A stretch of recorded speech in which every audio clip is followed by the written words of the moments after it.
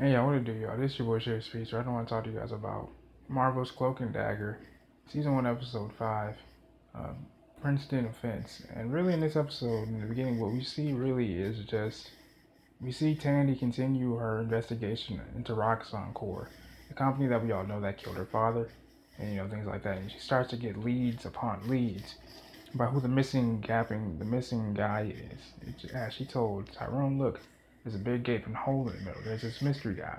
That's all she's been seeing is just the B-level foot soldiers. And each time she touches somebody, she sees their hopes. Her using her hope touch is what I'll call it.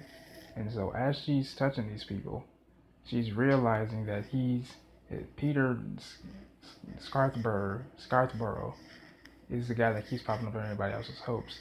And that's the same guy that popped up at her house when she was 9 years old after her father was killed, saying, listen, all the property, taking all her father's property, telling him, listen, this is Roxxon's Core's property.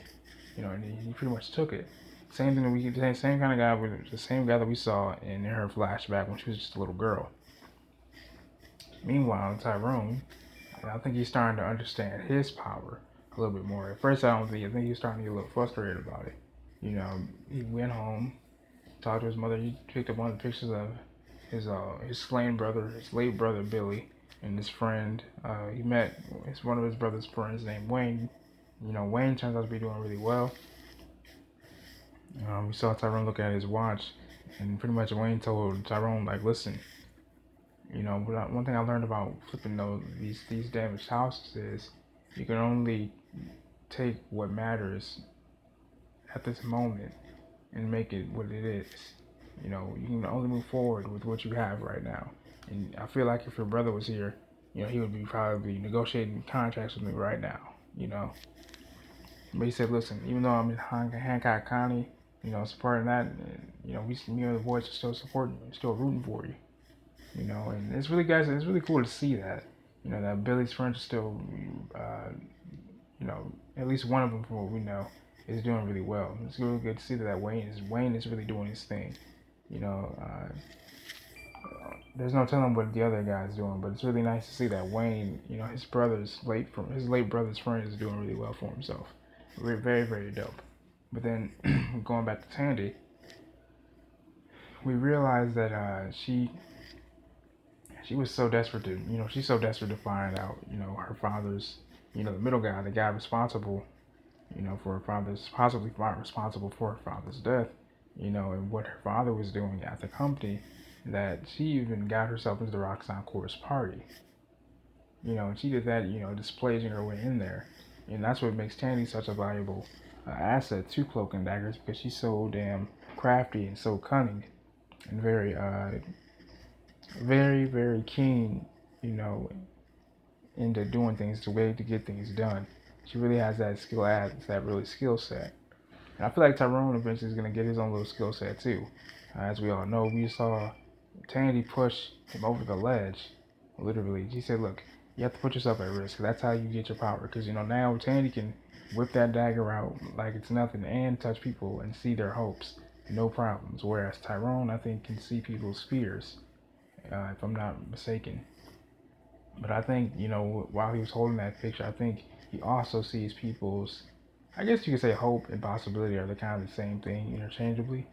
So I think you can say Tyrone sees people's fears, but then he also sees possible solutions to that, I guess, or guidance, if you will. I'm not sure. I think that's what you would call it. But I think that's what makes it really dope. Okay, so in continuation with the episode, later on down the episode, we see Ty intentionally, I guess you could say, lose the finals game against Hancock. After I think he realizes how to use his powers now, because when we saw each opposing member of the team kind of in front of him, touch him, they kept seeing all these different fears. Some gunshots being shot at them. One of the team members getting punched, getting held down, and getting punched around, all this other crap. And so I think now Tyrone's starting to realize how to use his power and how to turn it on and off like an off switch, kind of just similar to Tandy. Not only that, but then also Tandy tracks down Peter Scarborough, the guy that we saw in her flashback back when she was a kid. And she goes to his house. She tells her, makes up a story like, hey, my tire's flat. You know, and then she changes the tire, but she touches the back of his neck, and she sees all his hopes. And we see him up in the, I guess you could say a bayou of some sort, like a lake or whatever. And all these decomposed bodies kind of start to surface up, and we see him with a cooler full of money. And it turns out he's just robbing these dead bodies blind. It's almost like he kind of intentionally had them killed or something. I guess that's his big hope, is to like rob these people, you know, just loot their pockets when they're gone. And Tandy's up on the shore, watching this happen in the hope screen is what I'll call it. And she sees this hat, this hardware hat, and it says Ivan Hess on it, Roxxon Core. And then who has that name right there? Mina Hess, a girl, her father. She said, when my father was hurt, this was towards the very end of the episode, she said, when my father was hurt, Roxxon State came in, took care of the bills so that I can keep going to school. And now I'm working with Roxxon Golf to keep, you know, the minerals deep within Earth to keep Roxxon Golf running smoothly, something of that variation. And she's proud of it. She was doing a good commercial, and Tandy was right there.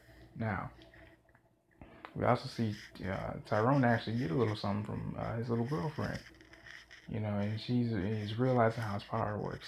So Tyrone, you know, puts a little black rag over his face, and he sees Wayne arguing with the cop that killed his brother. And he said, look, Wayne said, look, you need to straighten up. Because my boys are looking for the last shipment. They're out on the streets. They're not getting anything. And the cop was like, look, you gotta realize something. I don't work for you. I'm not your boss. This, that, the third. And he said, you know, and the cop was like, look, you gotta remember something, Wayne. We are partners. And Wayne was like, wait, partners? I think I want to check the dictionary of that.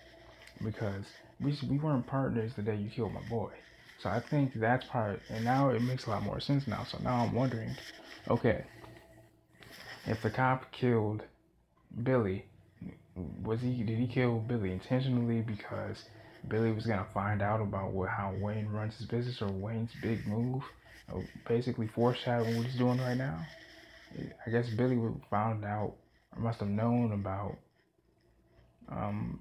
Wayne's motives of working with a dirty cop in New Orleans, and maybe Billy just wasn't down with that, so he's like, nah, I'm good. So when Tyrone saw that little car radio and tried to return it, that gave the cop the incentive to actually kill Billy right there on the spot. So then that would pretty much erase the tracks and the trail of him actually being found out.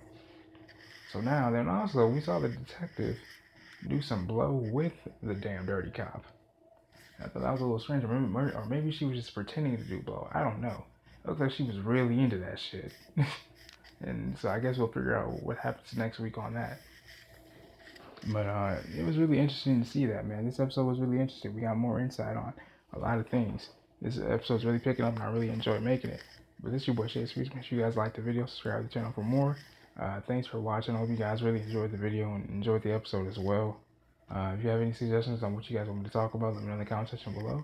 This is your boy Shay Speaks. I love you guys. God bless.